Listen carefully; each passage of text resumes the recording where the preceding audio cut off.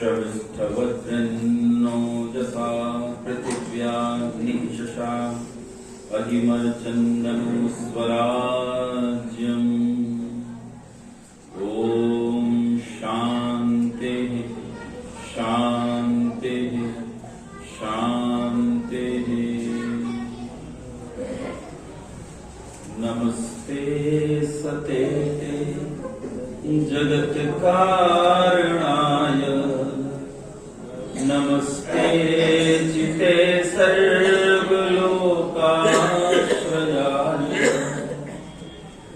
नमो द्वैततत्त्वाय मुक्तिप्रदाय, नमो ब्रह्मणे व्यापिने शाश्वताय। त्वमेकं शरण्यं त्वमेकं वरेण्यं त्वमेकं जगत्पालकं स्वप्रकाशम्। त्वमेकं जगत्कर्त्री पात्री प्रहर्त्री, त्वमेकं परं निश्चलं निर्विकल्पम्, त्वमेकं परं निश्चलं निर्विकल्पम्। मंचस्थ आदरणीय विदुषी आचार्य प्रीति विमर्शनी जी, आदरणीय विद्वान भजनोपदेशक श्रीमान अजय आर्य जी, इस कार्यक्रम में प्रारंभ से ही लगातार संचालन कार्य संभाल रहे आचार्य गौरव जी, आर्य समाज के सम्माननीय प्रधान जी, मंत्री जी, कोषाध्यक्ष जी, दूसरे सभी सम्मानित पदाधिकारीगण, निकटस्थ और दूरस्थ क्षेत्रों से, नेपाल से आई हुई पूरा का पूरा दल, प्रतिनिधि सभा के प्रधान जी और दूसरे सभी पदाधिकारीगण, दूसरे संगठनों से पधारे हुए सम्मानित बंधुओं, भ्राताओं, माताओं, बालकों और बालिकाओं। मैं अभी बाहर बैठा था, जब आचार्य जी बोल रही थी तो मैंने मंत्री जी से पूछा कि आज विषय क्या है, तो मंत्री जी ने कहा रुको मैं भी देख के बताता हूँ। फिर उन्होंने देखा तो मुझे बताया कि आज तो ऋषि दयानंद का विषय है। गौरव जी मंच पर आए तो उन्होंने पूरी गाइडलाइन दे दी, बोले आचार्य जी ये बोलना है। पर असल बात यह है मैं इनमें से कुछ भी नहीं बोलने वाला। जब भी मैं मंच पे चढ़ा मैंने आचार्य जी से कहा, मैंने कहा बचा क्या है बोलने को, सब तो कह दिया। मेरा एक विषय है जो मैंने परसों लिया था, वो विषय अधूरा रह गया। बताया था ना मैंने कि अभी तो मैंने प्रतिष्ठा बुनी है विषय की, और अब विषय उठना था। अब विषय उठाऊं कैसे के समय समाप्त हो गया, तो उसका कुछ भाग बचा हुआ था, उस भाग को आपके बीच में रखने का प्रयास करूंगा। और उस दिन भी मैंने आपसे एक बात कही थी और आज भी एक बात कहता हूं कि हम सब अपनी अपनी लड़ाई स्वयं चुनते हैं और हम सब अपने अपने समयों में अपने अपने समय की लड़ाई लड़ते हैं। अगर हम अपने समय की लड़ाई नहीं लड़ेंगे तो हम पिछड़ जाएंगे, हम कभी जीत नहीं सकते। आप अतीत की लड़ाइयां नहीं लड़ सकते, आप भविष्य की लड़ाइयां नहीं लड़ सकते। आजकल तुम्हारे बच्चे जो हैं वो भविष्य की लड़ाइयां लड़ रहे हैं और तुम अतीत की लड़ाइयां लड़ रहे हो। कैसे बताता हूं, तुम्हारे बच्चे आजकल फिल्म देखते हैं, हॉलीवुड की फिल्में, उसमें दुनिया खत्म होने वाली होती है और आधे घंटे का काम 3 सेकंड में करना होता है और आखिरी समय पे हीरो लाल बटन दबा देता है और दुनिया बच जाती है। वो जिस टेक्नोलॉजी की बात कर रहा है वो तो टेक्नोलॉजी है ही नहीं। वो बात कर रहे हैं कि दुनिया खत्म हो चुकी है, मनुष्य है ही नहीं, 100-200 मनुष्य दुनिया में बचे हैं, बाकी सब रोबोट है। और लड़ाई चल रही है मनुष्यता के बचाने की, मानवता के बचाने की। उन्हीं में से एक हीरो निकलता है, वो बचाता है। वो बालक अपने जीवन को जी ही नहीं रहा, वो भविष्य की लड़ाई लड़ रहा है। अब पता नहीं वो काल्पनिक लड़ाई किसी दिन होगी या नहीं होगी, न जाने। वे अपने जीवन में है ही नहीं। They are on the screens of their phones. वो वहां है उन फोन की स्क्रीन पर, वहां वो वीडियो गेम्स में लड़ाई लड़ रहे हैं। पिछले दिनों कोई वीडियो गेम आया तो उसमें टास्क दिए जाते थे। टास्क यहां तक थे कि तुम अपना गला रेत लो। बच्चों ने अपने गले रेत लिए, लोग मर गए, बहुत लोग मरे।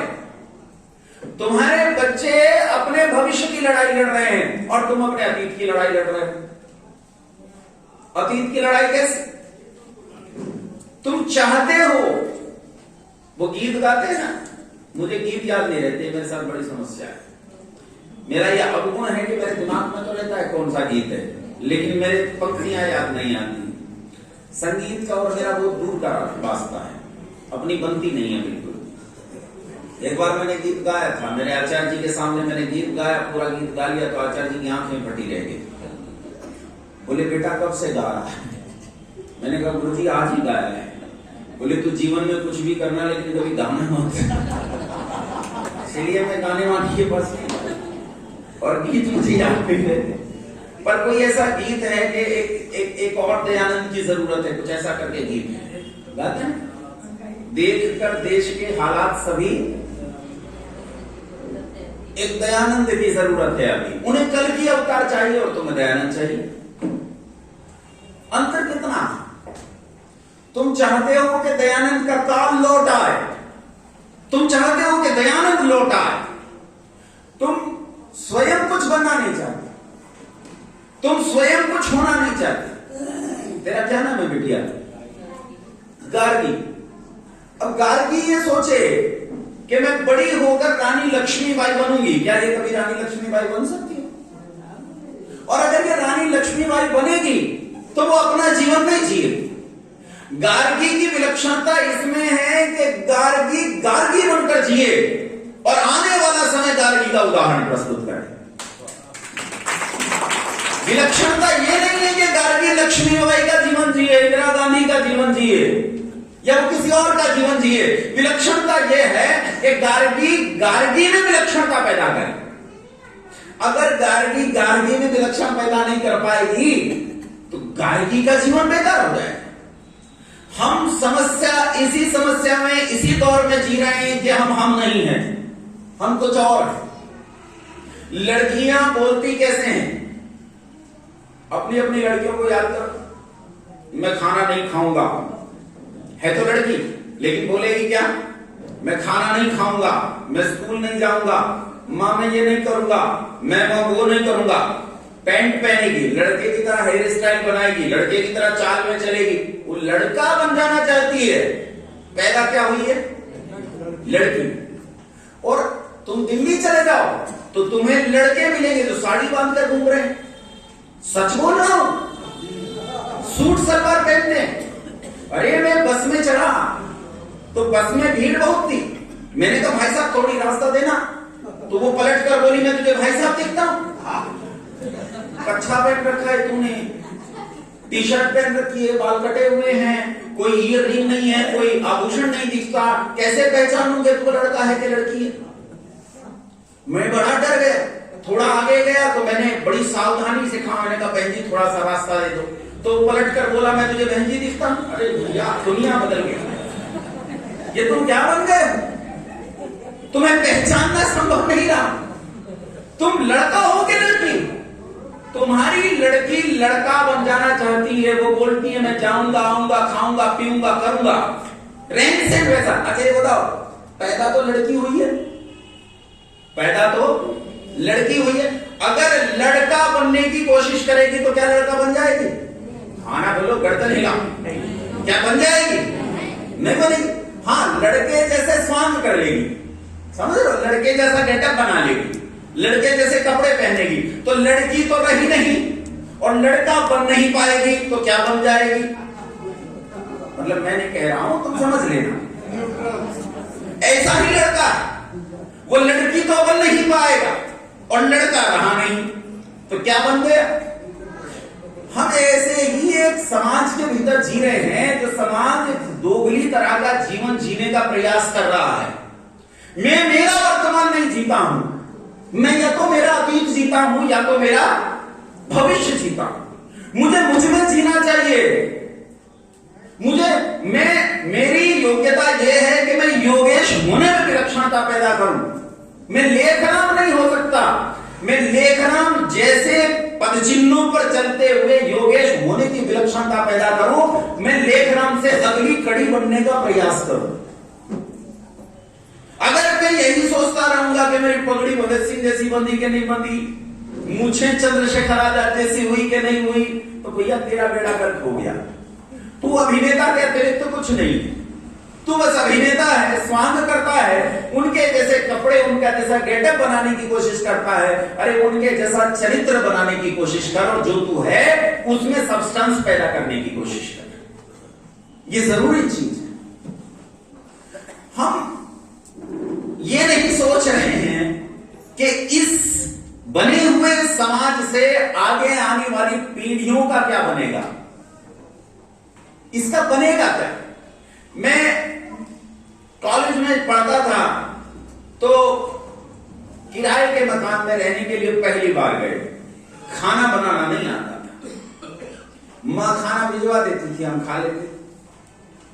एक दिन स्ट्राइक हो गई, खाना नहीं आया, बसों की स्ट्राइक हो गई, खाना नहीं आया। 5 मित्र थे तो मैंने कहा चलो आज खुद ही बनाते हैं। तो जिनके यहाँ रहते थे, जिस काकी के यहाँ रहते थे, उसी काकी से उसकी गैस के लिए आवेदन कर लिया कि हमें अपना चूल्हा दे दीजिए, खाना बनाना है। उन्हीं का कुकर मांग लिया, अपना सामान खरीद लाए। तो मैंने पूछा, बनाने वाला मैं था, कुक मैं ही था। तो मैंने पूछा क्यों रे, तुम कितनी कितनी दाल खा लोगे? तो बोले 1-1 कटोरी दाल तो खा ले। तो मैंने कहा छोटी खाओगे कि बड़ी? तो उन्होंने कहा बड़ी दाल खा ले। तो मैंने 5 कटोरी बड़ी बड़ी दाल की भरकर कुकर में डाल दी।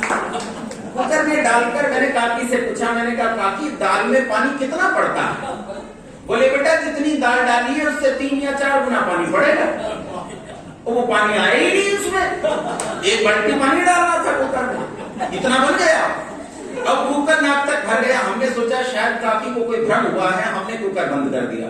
कुकर बंद किया, थोड़ी देर में पानी गर्म होते ही कुकर ने हंगामा कर दिया, सू करने लगा। हम डर गए, घबरा गए। हम काकी के पास गए, तुम्हारा कुकर खराब है। बोली कुकर काहे खराब है? मैंने कहा देखो तो कैसे कर रहा है। काकी दौड़ के आई, उसने कुकर उठाने का प्रयास किया, उठाने तो बोली इसमें क्या ईंट पत्थर भरे? मैंने कहा नहीं, दाल भरी। बोले कितनी दाल है? मैंने कहा 5 लड़के हैं, 5 कटोरी दाल है। काकी बोली तुम पागल हो, ये क्या कर दिया? कितनी देर से चल रही है? मैंने कहा काफी देर हो गई, अब तो कुकर फूटने वाला है। उन्होंने कुकर को खोला, देखा दाल ना इधर की रही ना उधर की रही। काकी बोली अब तो इसे पूरा मोहल्ला खाएगा। फिर उन्होंने बड़ा सा भिगोना लेकर उसमें दाल को पकाया। बस ऐसा ही समाज हम बना रहे हैं। हम जो समाज बनाने का प्रयास कर रहे हैं वो समाज हम वैसा बनाना चाहते हैं, और जो बना रहे हैं उन्हें वो समाज बनाना नहीं आता। एक छोटे से उदाहरण से बताता हूं, और स्वामी दयानंद सरस्वती हमें क्या देकर गए हैं और क्या कहकर गए हैं वो समझाने का प्रयास करता हूं। देखो ये देश आजाद हुआ 1947 में। अंग्रेज देश को छोड़कर कब गए? अरे यूं न बात मत बैठे रहो जैसे मैं मंगल ग्रह से आया हूं, एलियन हूं, तुम मेरी भाषा नहीं समझते हो ना, तो रेस्पोंड किया करो। यूं कुर्सियों की तरह बैठे मत रहो। बोलो अंग्रेज देश को छोड़कर कब गए? 1947 में कि 46 में या 45 में या 44 में? कब गए हैं? देखो देखते हैं देश कब आजाद हुआ, इससे पता चलेगा। देश आजाद हुआ 1947 में। देश के आजाद होने में बहुत लोगों ने लड़ाई लड़ी, लेकिन एक महापुरुष जिनका सबसे बड़ा हाथ था, जिनका मैं बहुत सम्मान करता हूं, आदरणीय महात्मा गांधी जी। महात्मा गांधी जी ने देश को आजाद करने में सबसे बड़ी भूमिका अदा की।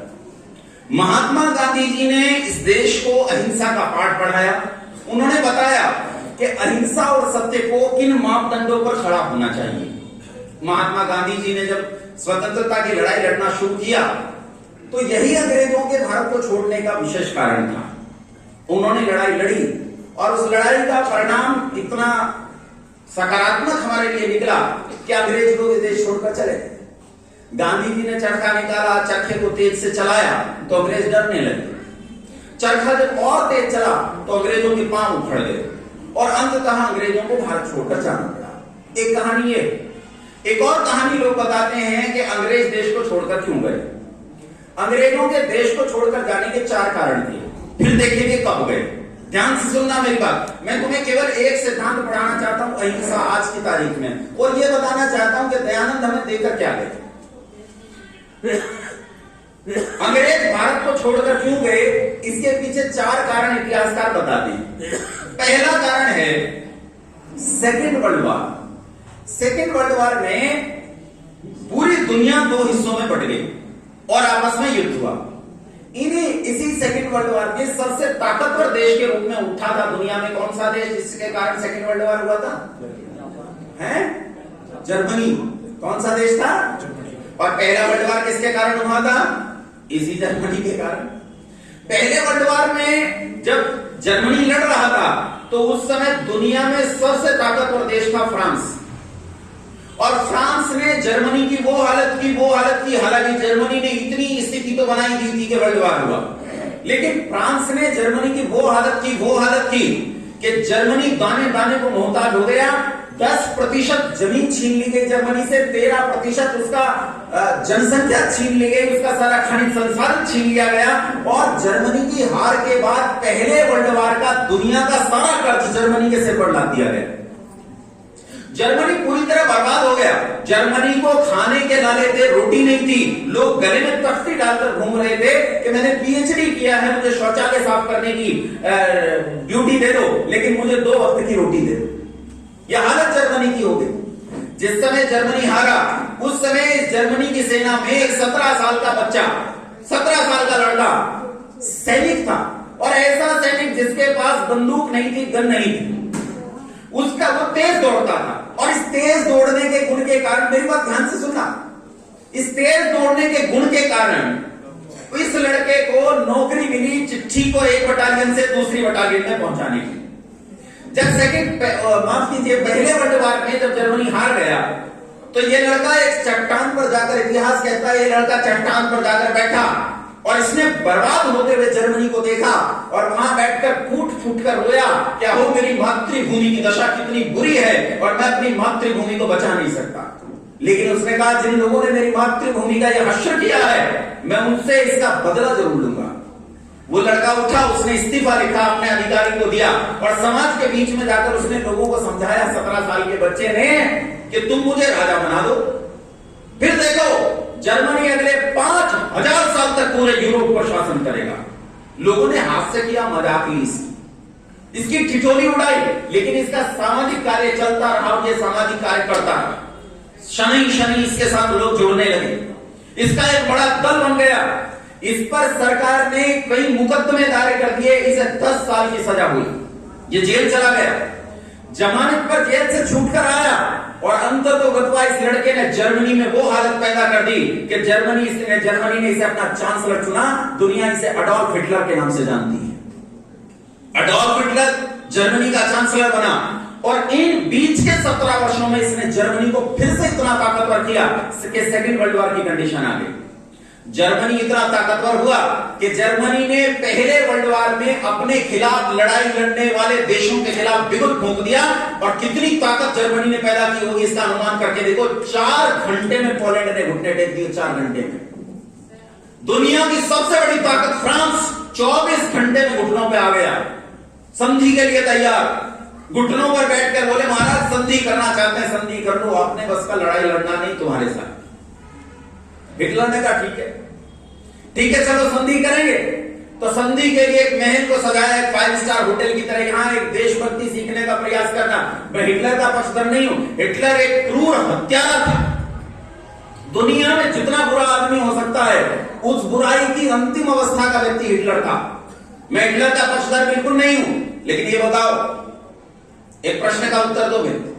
तुम्हारे हाथ में 3 लकड़ियां हो, यूं ही पेड़ से तोड़ी थी तुमने, और उन लकड़ियों को लेकर तुम जा रहे हो, और ये लकड़ियां नाली में तुम्हारे हाथ से गिर गई तो, और कीच बहुत गंदी है, तो नाली इन लकड़ियों को निकालोगे कि दूसरी 3 लकड़ियां तोड़ लोगे? बोलो बोलो। लेकिन अगर ये तीनों लकड़ियां सोने की हो अब क्या करोगे? अब तो निकालने पड़ेगी।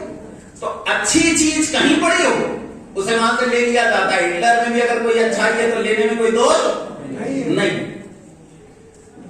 हिटलर ने कहा संधि कहां होगी? उन्होंने कहा महाराज एक महल को सजाए 7 स्टार होटल की तरह। बोलो उसमें नहीं करूंगा मैं संधि। फिर कहां करेंगे? उसने कहा वो रेल का डब्बा ढूंढ के लाओ, पहले वर्ल्ड वॉर में जिसमें मेरा चांसलर से झुकाकर बैठा था उसमें संधि करूंगा।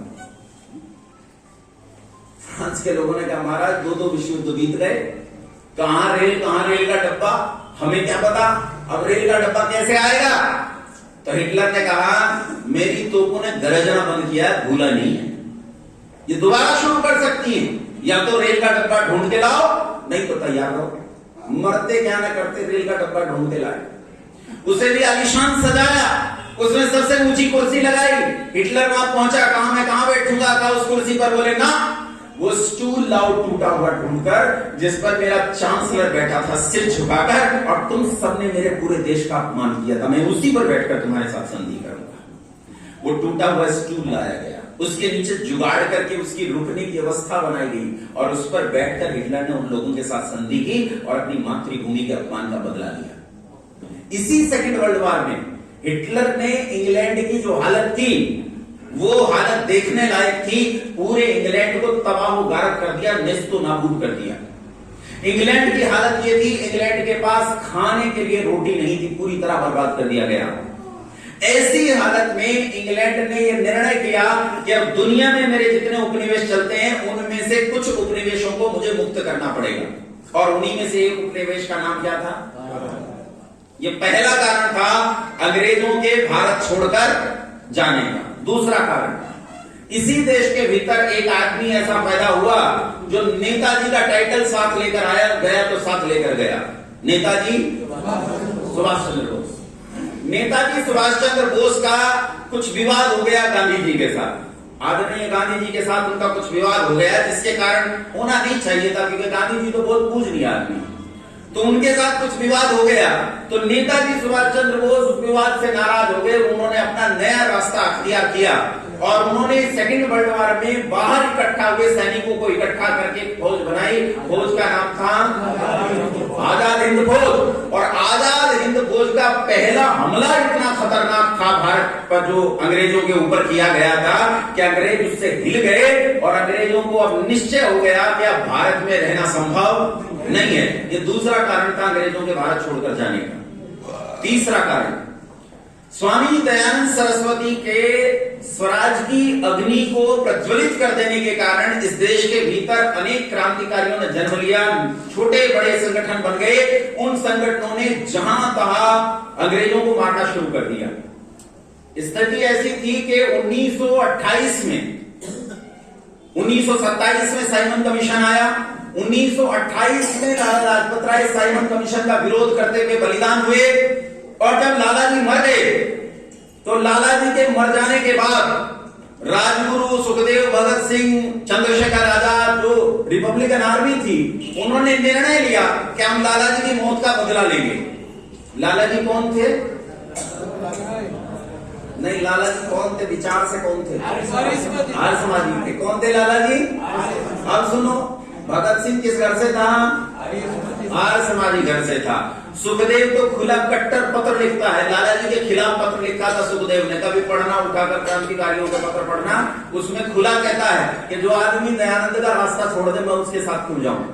विवाद हो गया होगा लाला जी के साथ, उस विवाद के कारण कहता है। छोड़ा नहीं था लाला जी ने, पर लाला जी ने ऐसी एक पंक्ति लिख दी थी कि मैं आर्य समाज से स्वयं को अलग करता हूं, ऐसा लिख दिया था। कहा मैं व्यक्तिगत तौर पर आचरण में रहूंगा, आचरण मेरा वही रहेगा, लेकिन मैं इनसे अपने आप को पृथक करता हूं, ऐसा कह दिया। सुखदेव ने खुला पत्र लिखा था कि ऐसे व्यक्ति के साथ मैं कैसे चल सकता हूं। इसका मतलब है लाला जी का जो बदला लिया गया ना, वो वास्तव में आर्य समाज की लड़ाई थी। किसकी लड़ाई थी?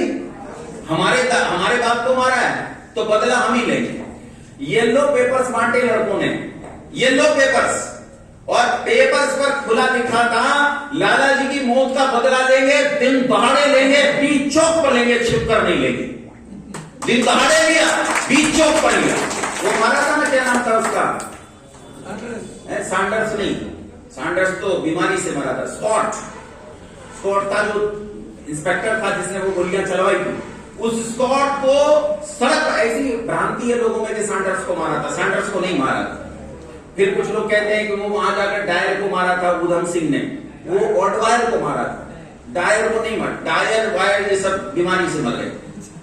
स्कॉट को मार दिया खुलेआम दिन दहाड़े, और जैसे ये खुलेआम दिन दहाड़े मारा, ऐसे ही चारों ओर घटनाएं घटने लगी। अंग्रेजों को दिन दहाड़े लोगों ने मारना शुरू कर दिया। चौरा चोरी कांड में 1922 में जब गांधी जी ने आंदोलन वापस लिया था, उस चौरा चोरी कांड में भी 22 पुलिस वालों को जला दिया गया, उनकी हत्या कर दी गई थी। और अंग्रेज इस सशस्त्र क्रांति से इतने घबरा गए कि उन्होंने निर्णय कर लिया इस देश के भीतर हमारे पत्नी बच्चे सुरक्षित नहीं है, हमें जाना पड़ेगा। तीसरा कारण था अंग्रेजों के भारत को छोड़कर जाने। चौथा कारण, अंग्रेजों के पास इस देश को संभालने के लिए जो आर्मी थी, उस आर्मी में 100% भारतीय लोग थे। और उस समय दयानंद की स्वराज्य की ज्वाला इतनी भड़क चुकी थी कि उस आर्मी ने विद्रोह कर दिया, और जिस राजा की आर्मी ही उसके खिलाफ विद्रोह कर दे, क्या वो अपना राज्य संभाल सकता है? बस ये निर्णय हो गया कि अब अंग्रेज भारत को छोड़कर जाएंगे और वो यहां नहीं रह सकते। कुछ लोग ऐसे विचार कारण बताते हैं, हालांकि असली कारण नहीं, असली कारण चरखा था। असली कारण गांधी जी थे, जिसके कारण अंग्रेज भारत को छोड़कर गए। कब? लगभग 1944 में। कब गए? 1944 और 45 में। 45 का अंक आते आते अंग्रेज भारत को छोड़कर जा चुके थे। 46 में भारत में केवल भारतीय लोग थे और कुछ नुमाइंदे अंग्रेजों के रह गए थे, जो निर्णय किया जा रहा था कि भारत को कैसे बचाया जाए। ध्यान से सुनना आप मेरी बात। उस समय कुछ सम्मेलन चले, जिन सम्मेलनों का नाम था गोलमेज सम्मेलन। नाम सुना होगा? गोलमेज सम्मेलन, गोलमेज कॉन्फ्रेंस सुनिए। ऐसे ही एक मीटिंग थी, जिस मीटिंग का नाम था कैबिनेट मिशन। इस कैबिनेट मिशन की बैठक में जब भारत के भविष्य का निर्णय हो रहा था, भारत के भविष्य की योजनाएं बनाई जा रही थी, तो उसी भारत के भविष्य की बनाई जाती हुई योजनाओं के बीच में जब इस देश के सारे छोटे बड़े नेता शामिल थे, तो वहीं मुसलमानों का एक प्रसिद्ध नेता शामिल था। क्या नाम था उसका? मोहम्मद अली जिन्ना। और जिन्ना ने पेपर वेट उठाकर कहा कि मेरी भाषा अलग, भूषा अलग, रहन सहन अलग, खान पान अलग, मेरी नमाज अलग, अजान अलग, मेरी कुरान अलग, मेरा मजहब अलग, मुझे इस पेपर वेट के बराबर जमीन दो। मैं सारे मुसलमानों को लेकर इतनी सी जमीन पर रहूंगा, लेकिन मैं इन काफिरों के साथ नहीं रहूंगा। उसने स्पष्ट घोषणा की कि मैं इन काफिरों के साथ नहीं रहूंगा। और तब दूसरे पाकिस्तान की मांग की। किसने की पाकिस्तान की मांग? किसने की? लेकिन जिन्ना का विचार नहीं था। पाकिस्तान का विचार डुअल नेशन थ्योरी, दो राज्यों की, दो देश की थ्योरी, ये जिन्ना का विचार नहीं। जिन्ना तो किसी के हाथ की कठपुतली था। एक गीत सुना है तुमने? यूनान मिस्र रोमा मिट गए सभी जहां से, कुछ बात है कि हस्ती मिटती नहीं हमारी। सुना है क्या? किसका शेर है ये? अल्लामा इकबाल। किसका शेर है? इसकी एक और गीत है जो तुम खूब गाते हो। अभी 26 जनवरी आएगी, तुम खूब गाओगे, सारे जहां से अच्छा हिंदुस्तान हमारा, हम बुलबुले हैं इसकी, ये गुलसिता हमारा। गाते हो क्या नहीं गाते हैं? ये अल्लामा इकबाल कौन था? अच्छा ये बताओ, नाम से क्या लगता है कौन था अल्लामा इकबाल? बोलो। मुसलमान लगता है? ये कश्मीरी पंडित था। ये अपने परिवार का चौथा सदस्य था जो मुसलमान बना कन्वर्ट होकर। समझने का प्रयास करना कि कन्वर्जन के बाद एक आदमी की मानसिकता किस हद तक बदल सकती है।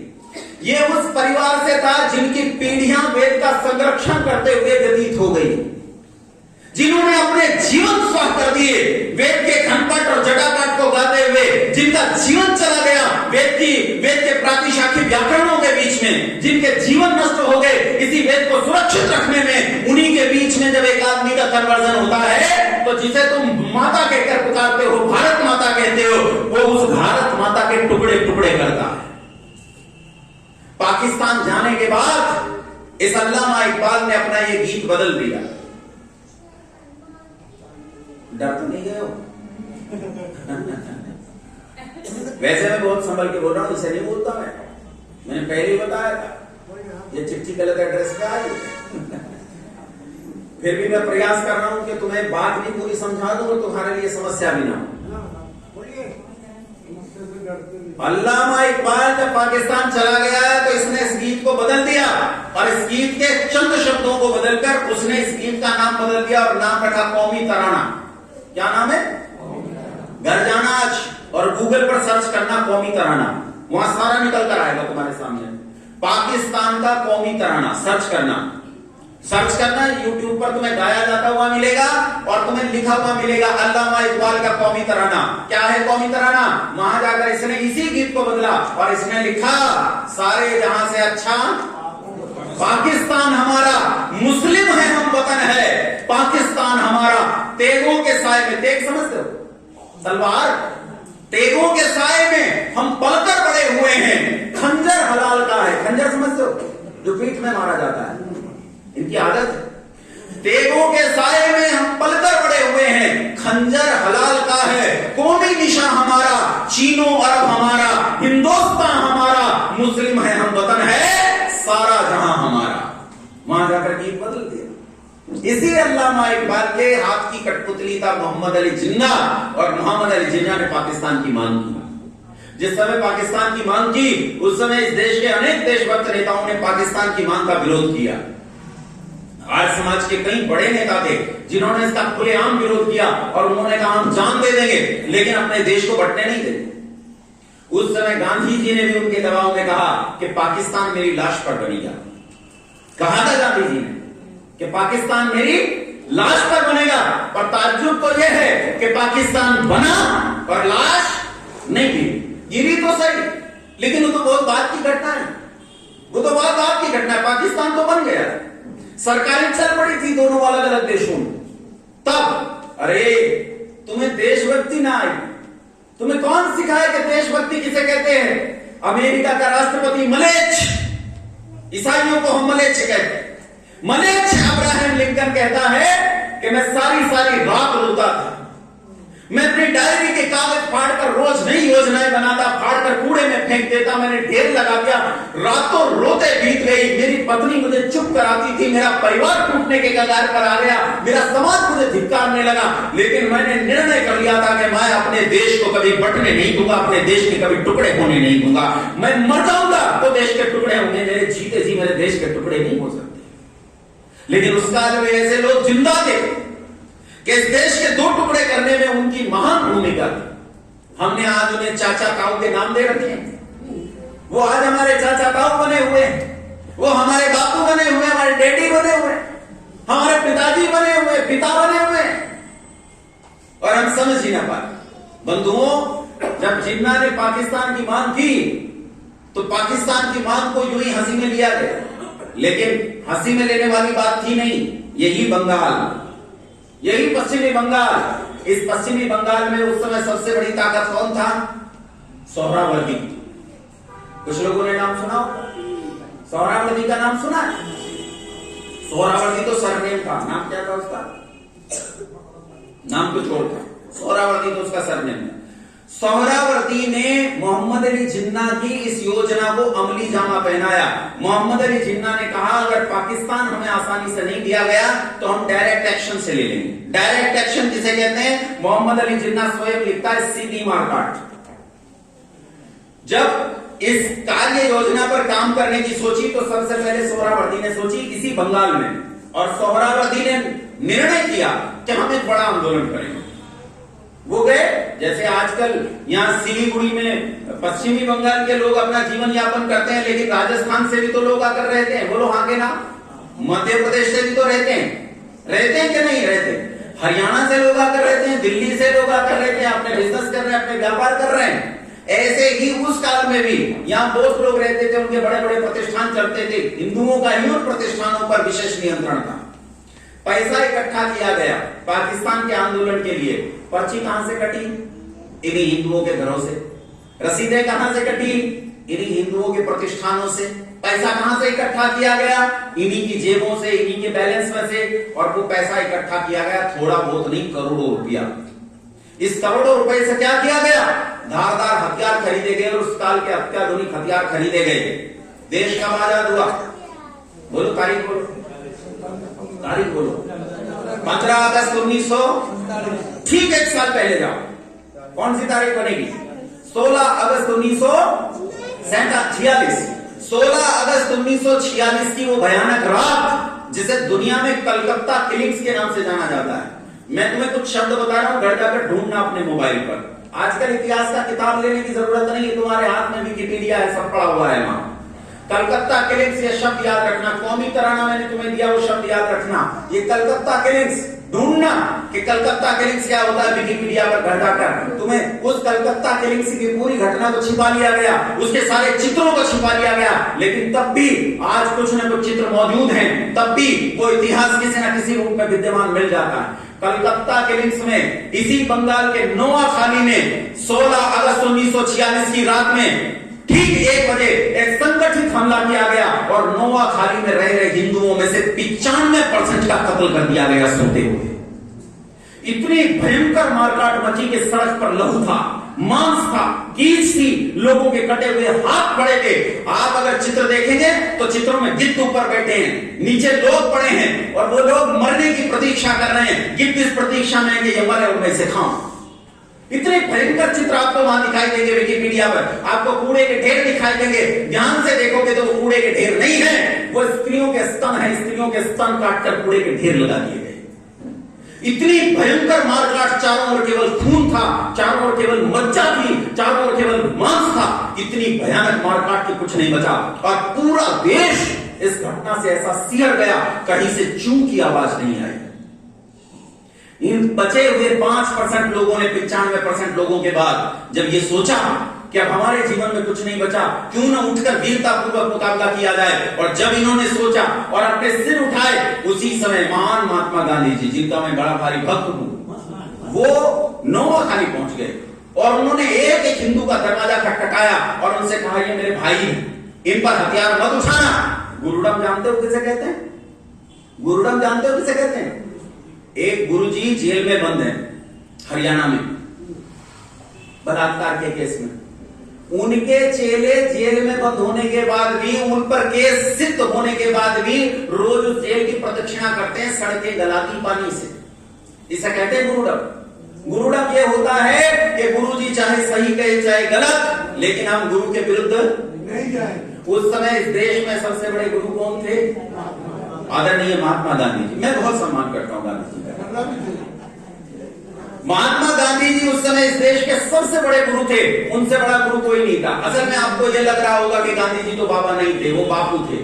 असल में बात यह है कि इस देश में कहीं भी कोई पैदा हो जाए उसे बाबा कहा जाता है, लेकिन अगर गुजरात में पैदा हो जाए तो वो बापू होता है। चिन्मयानंद बापू, मुरारी बापू, आसाराम महात्मा बापू, जो वहां से निकलता है साधु, वो बापू होता है। गांधी जी इस देश के ऐसे ही गुरु थे। ये बाबा तो नहीं थे, लेकिन याद रखना, ये जो जितने बापू होते हैं सारे बाबाओं के बापू होते हैं, ये सबसे बड़े वाले होते हैं। नोआखाली में एक एक घर का दरवाजा उन्होंने खटखटाया और उन लोगों को प्रेरित किया शांति के लिए, और वो लोग शांत हो गए। घर बर्बाद हो गए, माएं लूट ली गई, 10-10 साल की बच्चियों के साथ सामूहिक बलात्कार हुए, उसके बाद उनकी हत्याएं कर दी गई, उनकी लाशें जमीन पर पड़ी थी, उनके बच्चों की गर्दनें जमीन पर पड़ी थी, लेकिन वो गुरुडम में थे, वो टस से बस नहीं, क्योंकि हम तो गांधी जी के वक्त हैं, मैं भी हूं। ये देश राष्ट्रपिता मानता है उन्हें। उस आदमी ने इस देश के लिए जो त्याग किया वो कौन कर सकता है? उसके बाद जब कहीं से आवाज नहीं उठी बंधुओं पूरे देश में से, तो जिन्हें आज तुम मजदूर कहते हो, जिन्हें आज तुम ये कहते हो कि लोग तो दरिद्र हैं, जिस प्रदेश को तुम ये कहते हो कि पिछड़ा हुआ है, बिहार, उसी बिहार के छपरा में उन युवकों ने तलवारें उठाई और इन मलेच्छों को मुंह तोड़ जवाब दिया। मैं प्रणाम करता हूं छपरा की उस भूमि को, मैं प्रणाम करता हूं बिहार की उस भूमि को। उन्होंने तलवारें उठाई और उन्होंने जवाब दिया, लेकिन वो जवाब जब मुंह तोड़ होने की स्थिति में पहुंचता उससे पहले ही आदरणीय महात्मा गांधी जी छपरा पहुंचते और उन्होंने महावीर युवकों को समझाया और युवक क्योंकि गुरुडम में थे वो समझ गए। लेकिन आग अब ठंडी नहीं हुई, आग अब बढ़ चली। छपरा से पूर्वी उत्तर प्रदेश, पश्चिमी उत्तर प्रदेश, हरियाणा, पंजाब और पंजाब से लेकर जो पाकिस्तान में पंजाब है, रावलपिंडी और लाहौर तक आग फैल गई। दंगे भयानक भड़क गए, सब जगह इनका कत्ल कर दिया गया, बुरी तरह इन्हें मार दिया गया। और बंधुओं, उसी बीच में जहां जहां ये दंगे पहुंचे वहां वहां गांधी जी पहुंचे और गांधी जी ने वहां वहां पहुंचकर उनमें से प्रत्येक व्यक्ति को समझाने का प्रयास किया कि तुम्हें हथियार नहीं उठाना, तुम्हें हाथ नहीं उठाना है। 7 महीने की कालावधि के बीच में 22 लाख हिंदुओं का कत्ल कर दिया गया, 22 लाख हिंदुओं का कत्ल कर दिया गया, जमीन दोस्त कर दिए गए। दुनिया में इससे भयानक आंकड़ा दूसरा नहीं है। स्टालिन के काल को छोड़कर, जो रशिया में स्टालिन ने कत्ल गारत किया था उसे छोड़कर यह दूसरा सबसे बड़ा हत्याकांड है, सामूहिक हत्याकांड। इससे बड़ा सामूहिक हत्याकांड दूसरा नहीं। पार्टीशन में जब पंजाब से लोग आए, एक बार मेरे माँ बाबा, मेरे माँ पिताजी एक बार घर से चले गए, कहीं और जाकर रहने लगे। जिनके यहाँ रहे वो पंजाबी लोग थे, उनके यहाँ किराए पर रहते थे। उनमें बूढ़ी दादी थी जिसे जाई बोलते थे, जाई बोलते हैं, चाई बोलते हैं, छाई बोलते हैं। तो वो जो छाई जी थी, वो छाई जी जब अपनी कहानी बताती थी उधर से, तो बताती थी कि कैसे उनकी बड़ी हवेली थी, कैसे वो लूट ली गई, कैसे हम भागे। और वो कहती थी मेरे 5 बच्चे थे, 14 साल की एक ननद और मेरा पति, और जब हम भाग रहे थे तो हमें रास्ते में पकड़ लिया मलेच्छों ने और हमें एक कमरे में बंद कर लिया गया और मेरी 14 साल की उस ननद को नग्न करके उसके साथ सामूहिक बलात्कार किया गया, भयानक बुरी तरह। और जब शर्म से हमारी आंखें झुक रही थी तो वो अपना कुर्ता यहां से उठाकर दिखाती थी, यहाँ बड़े बड़े घाव थे। तो हम पूछते थे चाहिए घाव कैसे हैं, तो कहती थी यहाँ तलवारें और जो दूसरे धारदार हथियार थे वो मारकर हमें कहा जाता था गर्दन उठा, देख क्या हो रहा है, देख क्या हो रहा है, इसे देख क्या हो रहा है। और हमने वो सब देखा अपनी आंखों से। उसके बाद जब हम वहां से भागे तो मेरे 5 बच्चे, मैं उन्हें लेकर दौड़ रही थी तो मेरे पति को पकड़ लिया और जब मेरे पति को धारदार हथियारों से टुकड़े टुकड़े करके काटा जा रहा था तो मेरा मरता हुआ पति मुझे हाथ हिलाते हुए कह रहा था कि भाग, और मैं मरते कटते हुए पति को देखकर अपने बच्चों को उठाए हुए दौड़ रही थी। इस तरह यहाँ आकर लोगों के बर्तन मांजे, लोगों की रजाइयों में धागे डाले, लोगों की दुकानों पर झाड़ू पोछे किए, इस तरह अपना जीवन यापन करके आज फिर से संपन्नता को प्राप्त हुए। उनके पुरुषार्थ का बल है, लेकिन ये परिस्थितियां सब पैदा हुई। बंधुओं, गांधी जी ने एक सिद्धांत दिया। क्या सिद्धांत था? मैं बहुत भक्त हूं गांधी जी का। गांधी जी ने हमें अहिंसा का सिद्धांत दिया, कहा अहिंसा परमो धर्म, अहिंसा परम धर्म है। उन्होंने कहा तुम्हारे कोई एक गाल पर थप्पड़ मारे तो उसके सामने दूसरा डाल कर दे, और दूसरे पर भी मार दे तो जूता उसके हाथ में दे दो, सर सामने बोले जब तक ना थके तब तक मार। क्या इतना उदार संसार में कोई हो सकता है? गांधी जी बातें उदार थे। गांधी जी के पीछे एक बहुत बड़ा वर्ग खड़ा हुआ और वो वर्ग भी इसी अहिंसा का कायल हो गया। वो सारे लोग अहिंसक थे जो गांधी जी के फॉलोअर्स थे, बड़े अहिंसक थे। उन्होंने कभी किसी को दुख नहीं दिया, न मनसा न वाचा न कर्मणा, किसी भी प्रकार से उन्होंने दुख देना स्वीकार नहीं किया। आप जानते हो, ऐसे महान व्यक्ति की भी हत्या कर दी गई, गांधी जी की हत्या कर दी गई। कौन सी तारीख में हत्या हुई थी? बोलो 30 जनवरी। 30 जनवरी में गांधी जी की हत्या हुई। देश के आजाद होने के कई महीने के बाद, पाकिस्तान के बनने के काफी समय बाद गांधी जी की हत्या हुई 30 जनवरी में। लेकिन गांधी जी पर पहला हमला हुआ 20 जनवरी में। पहला हमला कब हुआ? क्यों हुआ? गांधी जी के खिलाफ देश में एक ऐसा माहौल बन गया कि जब नोआखाली में, इसी बंगाल में गांधी जी आए तो स्त्रियों ने कांच का सामान, चूड़ियां और लोहे का सामान तोड़कर उनके पैरों में फेंक दिया था। इतनी नाराज थी स्त्रियां, क्योंकि घर बर्बाद हो गए थे, विधवाएं बैठी थी घरों में। ये बुरी स्थिति थी। गांधी जी के प्रति पूरे देश में भयानक नाराजगी फैल गई और पंजाब में तो विशेष रूप से फैल गई। पंजाब, बंगाल, हरियाणा, दिल्ली, उत्तर प्रदेश का एक बहुत बड़ा इलाका, इन सारे इलाकों में एक ऐसी दुर्भावना फैल गई गांधी जी के खिलाफ, वो गांधी जी को मार देना चाहते थे। गांधी जी पर कुल 5 हमले हुए। कितने हमले हुए? 5, जिनमें से 4 हमले पूरी तरह असफल थे और एक हमला सफल हुआ, जो किसने किया था? नाथूराम गोडसे, है ना। देखो, जब भी कोई हत्या होती है तो उस हत्या के साथ हत्यारे का जिक्र जरूर आता है कि नहीं? जैसे रावण की हत्या हुई तो भगवान श्री राम का जिक्र आता है, कंस की हत्या हुई तो भगवान श्री कृष्ण का जिक्र आता है, गांधी जी की हत्या हुई तो नाथूराम गोडसे का जिक्र आता है। जब भी हत्या होती है तो उसके साथ हत्यारे का जिक्र निश्चित रूप से आता है। मैं हत्या का पक्षधर नहीं, हत्या के बिल्कुल विरुद्ध हूं। नाथूराम गोडसे ने गांधी जी की हत्या की, ये बहुत बुरा किया। बोलो हाँ के ना? अरे बोलो, बुरा किया। हत्या करना अच्छी बात नहीं है, हत्या करना बुरी बात। पंडित राम प्रसाद बिस्मिल की मां ने एक बार बिस्मिल को समझाया था कि मनुष्य की हत्या करना अच्छा नहीं है, इसीलिए उन लोगों को बिस्मिल ने छोड़ दिया था जिन्होंने उस पर गोली चलाई। अपनी आत्मकथा में लिखा है बिस्मिल। हत्या करना कतई अच्छी बात नहीं है। गोडसे ने हत्या की, है बिल्कुल अच्छी बात नहीं है। गोडसे को पकड़ा और फांसी दे दी गई। बोलो, यथोचित हो गया? जिसने जैसा किया था वैसा परिणाम मिल गया। लेकिन मैं ये प्रश्न पूछना चाहता हूं कि जिन 22 लाख लोगों की हत्या उन 7 महीने के भीतर हुई, उन हत्याओं का जिम्मेदार कौन है? उनका जिम्मेदार? क्या उसे फांसी नहीं होनी चाहिए? क्या उसे फांसी नहीं दी? जरूर नाथूराम गोडसे को फांसी दी जानी चाहिए थी, दी गई, अच्छा हुआ। लेकिन क्या उस व्यक्ति का कोई दोष नहीं? क्या ये जांच समिति नहीं बैठनी चाहिए कि 22 लाख लोगों की हत्या का जिम्मेदार कौन? नहीं बैठनी चाहिए क्या? अरे एक आध नहीं, ऐसी मैं आपको असंख्य घटनाएं बता सकता हूं। मैं अभी अब्दुल रशीद का नाम नहीं ले रहा हूं जिसने स्वामी श्रद्धानंद सरस्वती की हत्या की। मैं इल्मुद्दीन का नाम नहीं ले रहा हूं जिसने महाशय राजपाल की हत्या की। मैं उन सबके नाम नहीं ले रहा हूं जिन्होंने पंडित लेखरामों की हत्या की। मैं उन सबके नाम नहीं ले रहा हूं। वो घटनाएं जिक्र करने का मेरे पास समय नहीं है। लेकिन मैं कहना यह चाहता हूं कि इन 22 लाख लोगों की हत्या का कोई जिम्मेदार है या नहीं है, उसकी जांच होनी चाहिए या नहीं होनी चाहिए, और उस व्यक्ति को भी फांसी होनी चाहिए या नहीं होनी चाहिए। लोग कहते हैं कि वो तो बहुत दिन बीत गए, वो तो मर गया होगा, वो तो अब नहीं होगा। मैं कहता हूं वो तुम्हारी कायरता में जिंदा है, वो तुम्हारी नपुंसकता में जिंदा है, तो तुम्हारी नकली अहिंसा में जिंदा है, वो तुम्हारी वोटों में जिंदा है, वो तुम्हारे नोटों पर जिंदा है। जब तक तुम इसे इन जगहों से निकाल कर नहीं फेंकोगे, तब तक तुम वास्तविक न्याय करने वाले जज नहीं हो, तुम वास्तविक न्यायकारी व्यक्ति नहीं। तुम्हें निश्चित रूप से यह करना पड़ेगा। नहीं किया तो तुम समझ ही नहीं पाओगे अहिंसा किसे कहते हैं। ऋषि पतंजलि किसे कहते हैं अहिंसा जानते हो? ऋषि पतंजलि कहते हैं अहिंसा प्रतिष्ठायाम तत्सन्निधौ वैरत्यागः। किसका नाम है अहिंसा?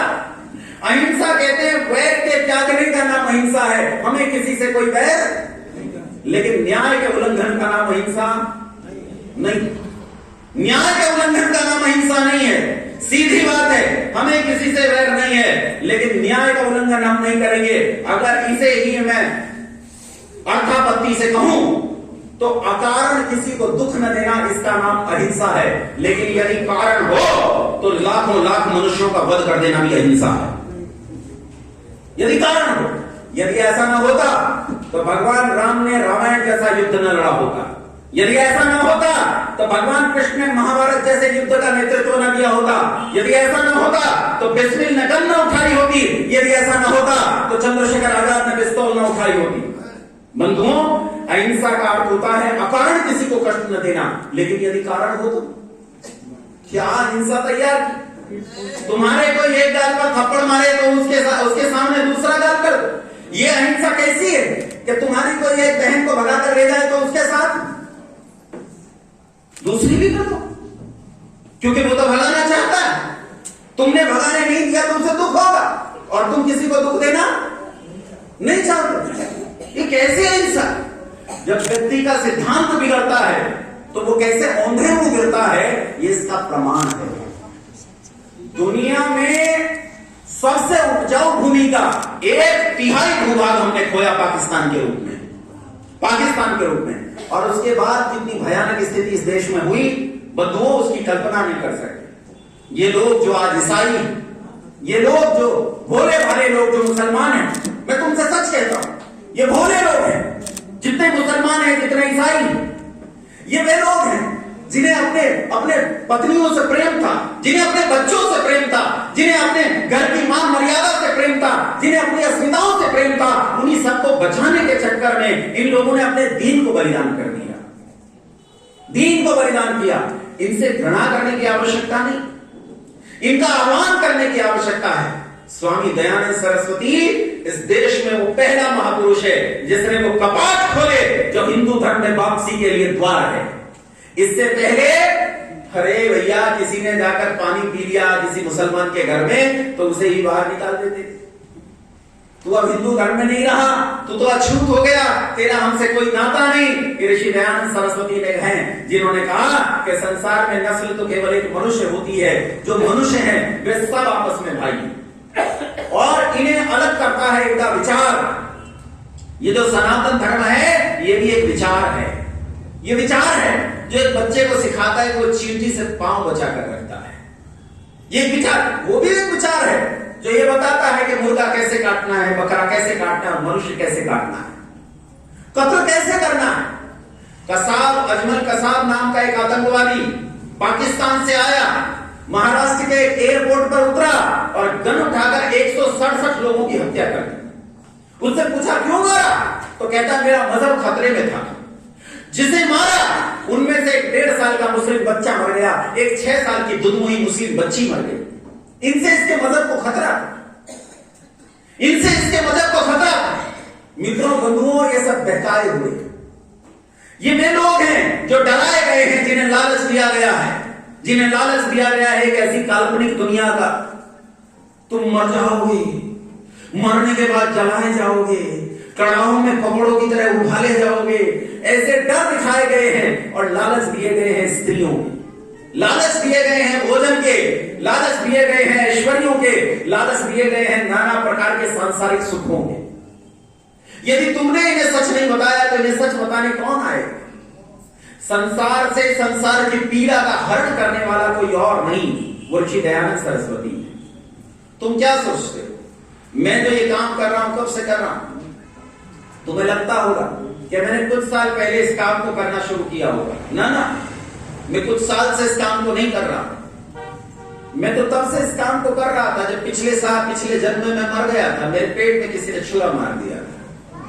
उससे पहले मैंने इसी काम को किया जब मैंने एक मुट्ठी लौंग वापस कर दिए मेरे गुरु ने, और मुझे मैंने उसे मना कर दिया था कि ठीक है एक मुट्ठी लौंग नहीं ले रहे तो कहिए क्या कहूं, तो उन्होंने कहा जीवन दान में दो, तो मैंने जीवन का उत्सर्ग करके इस काम को किया। लेकिन मैं तो उससे पहले से इस काम को कर रहा हूं। मैंने अंधे रहते हुए विद्या प्राप्त की, और अंधे रहते हुए मैंने बहुत सारे शिष्यों को पढ़ाया, ढूंढता रहा कि कौन आएगा, कौन मिलेगा जो सूर्य सा प्रकाश सारे संसार में दिखाई देगा। उससे पहले, आज से 2000-2500 साल पहले मैं इसी देश में भारत दिग्विजय का रथ लेकर घूमा था, अपने हाथ में ओम की ध्वजा लेकर घूमा था, शास्त्रार्थ करते हुए इस देश को बौद्धों के आक्रांत से छुड़ाने के लिए। मैं मुझसे पहले से लड़ता रहा हूं। मेरी लड़ाई आजकल की नहीं है। मैं ये नहीं हूं जो तुम्हें दिखाई देता हूं। ये शरीर, ये मेरा चेहरा, ये मेरा रक्त, ये नाखून, ये कपड़े, ये मैं नहीं हूं, ये मैं नहीं हूं। इस शरीर के भीतर एक दिमाग है, उस दिमाग के भीतर रखा हुआ एक विचार मैं हूं, वही मेरी असलियत है, वही मेरी आइडेंटिटी है। और मेरा ये विचार आज से काम नहीं कर रहा, मेरा ये विचार सदियों से काम कर रहा है, सहस्त्राब्दियों से काम कर रहा है, और ये विचार मरेगा नहीं। मेरे बाप ने आज से 200 साल पहले जन्म लेकर इस देश में अपना जीवन उत्सर्ग करके यज्ञ की जो ज्वाला जलाई थी, उसी ज्वाला की मैं लपट हूं। और मेरा ये निश्चय है कि मैं इस अग्नि को बुझने नहीं दूंगा। अनेक आएंगे, अनेक जाएंगे, न जाने कितने लोगों का उत्सर्ग होगा, लेकिन बंधुओं हमें लड़ना है, हमें लड़ना है। ये लड़ाई हमारी लड़ाई है। हमारी लड़ाई तलवार की लड़ाई नहीं, पिस्तल की लड़ाई नहीं, हमारी लड़ाई विचार की लड़ाई है। हमारी लड़ाई है दुनिया को मुक्त कराने की लड़ाई। एक मुसलमान पान के पत्ते पर जहर लगाकर दयानंद को देने के लिए आया। दयानंद को संदेह हुआ तो उसका हाथ पकड़ लिया, पुलिस आई तो उसने कबूल किया कि मैं जहर देने आया, इस पर जहर लगा।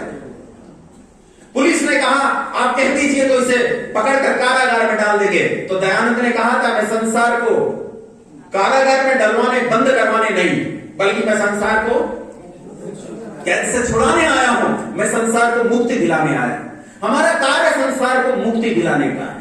अंधविश्वासों की बेड़ियों से मुक्ति, मूर्खता की बेड़ियों से मुक्ति, बिना मतलब के मजहबों से मुक्ति, संसार के दुखों से मुक्ति, आपस के वैमनस्य से मुक्ति, आपसी द्वेष से मुक्ति, दुनिया में झगड़े से मुक्ति, दुनिया की लड़ाइयों से मुक्ति। दयानंद की जो लड़ाई थी वो लड़ाई जारी है, लेकिन वो लड़ाई जारी रहनी चाहिए। ये ज्वाला और धधकनी चाहिए। कहते हैं यजमान का यज्ञ तब तक सफल नहीं होता जब तक उसके यज्ञ की ज्वाला यजमान के सिर से ऊंची न चली जाए। तुम्हारी ज्वाला अभी यज्ञ कुंड के बाहर भी नहीं निकली है। मैं तुमसे ये कहता हूं कि प्रयास करो कि तुम्हारी ज्वाला यज्ञ कुंड के बाहर निकलकर तुम्हारे सिर से ऊंची चली जाए, और ये यज्ञ की ज्वाला इतनी बड़ी हो कि इसकी चपेट में वो सारा मल, वो सारा दूषण आ जाए जो सारे संसार को दुख दे रहा है, जो सारे संसार के दुख का कारण बन रहा है। आओ मिलकर प्रयास करें। एक छोटा सा अंतिम बात कहकर समाप्त करूंगा। एक छोटा सा प्रयास मैंने शुरू किया है। अच्छा ये बताओ, दयानंद के गीत गाऊं या दयानंद का काम करूं? बोलो क्या करूं? गीत तो गाए जाके खुद ही। गीत के लिए रखो दुनिया को, दुनिया गाएगी गीत, तुम काम करो। तुम काम करोगे तो दुनिया गीत गाएगी, और तुम काम नहीं करोगे तो दुनिया भूल जाएगी। आज नहीं तो कल भूल जाएगी। मैंने एक अभियान पर काम करना शुरू किया है। मैंने एक संवादशाला प्रारंभ की है जिसे शिक्षा संवाद के नाम से जानते हैं। इसी शिक्षा संवाद को मैं पूरे देश में फैलाने की कोशिश कर रहा हूं। इस समय जो एजुकेशन चल रही है ये भारत की स्वदेशी शिक्षा नीति के अंतर्गत नहीं है। ये भारतीय स्वदेशी शिक्षा नीति नहीं है। गुरुकुल हैं वो बहुत थोड़े, हालांकि वो बेहद परिश्रम कर रहे हैं। लेकिन जानते हो गुरुकुल कैसे चलता है? आचार्य जी से पूछो, ये तुम्हें बताएंगी कि जब कुछ लोग अपना जीवन जलाते हैं तब गुरुकुल के भीतर रखा दीपक जलता है। उनका रक्त जलने पर वो दीपक जलता है। यूं ही नहीं चलते गुरुकुल। हम लोग सारे देश में घूमते हैं। जानते हो मैं आज ही मोहित से बता रहा था कि मैं एक स्थान पर गया 3-4 दिन तक। मेरी आदत है कि मेरे से कोई पूछे कि महाराज आप आओगे तो दक्षिणा कितनी लोगे, तो मैं कहता हूं कि आर्य समाज में झाड़ू मारोगे शाम को तो एक मुट्ठी धूल इकट्ठी करके मुझे दे देना, वही मेरी दक्षिणा हो जाएगी। अच्छा कई लोगों ने तो इस बात को सही मान लिया, उन्होंने ऐसा कर दिया। तो उन्हें नहीं सही है, इसमें कोई गलत भी नहीं, लेकिन उन्होंने मेरी बात को बड़ी निष्ठा से मान लिया। बोले महाराज तो आपकी बात जमीन पर नहीं गिरने देंगे, ऐसा हो सकता है, ऐसा हम कर सकते हैं। उन्होंने कर दिया। ऐसे भी स्थान, मैं एक स्थान पर गया, जनपद मुजफ्फरनगर की बात है। मैं वहां गया तो 3 दिन के बाद जब वहां से चले तो मेरे साथ 6-7 कर्मचारी थे वेद पाठी। वहां से चले गाड़ी लेकर तो बालक हंसने लगे पीछे। मैंने कहा क्यों हंस रहे? बोले आचार्य जी वो गाड़ी में तेल कितना लग गया? मैंने कहा बेटा 3-4 हजार रुपए का लग गया होगा। बोले लिफाफे में 500 रुपए की दक्षिणा है। गुरुकुल कैसे चलता है आपको पता नहीं। गुरुकुल के लिए लोगों का हृदय पसीजता नहीं है।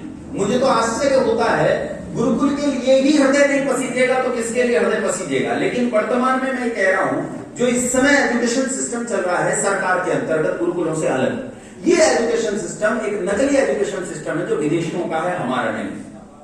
ये उन्होंने तैयार किया था। उन्होंने किस लिए तैयार किया था? उन्हें अपने लिए कच्चा माल चाहिए था, वो कच्चा माल उन्होंने तैयार किया।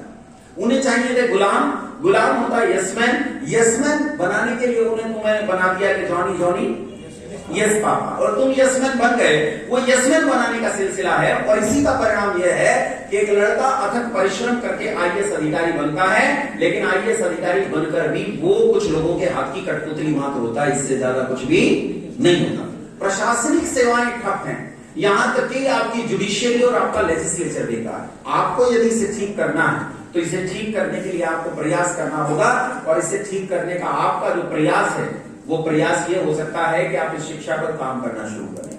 मैंने 17 प्रदेशों तक पहुंच बनाई है, इस देश के बाहर लगभग 11 देशों तक पहुंच बनाई है, और एक वर्ग तैयार किया है विद्याकुलम के नाम से, और इस वर्ग के माध्यम से मैं इस देश की शिक्षा को चुनौती देने के लिए प्रयास कर रहा हूं।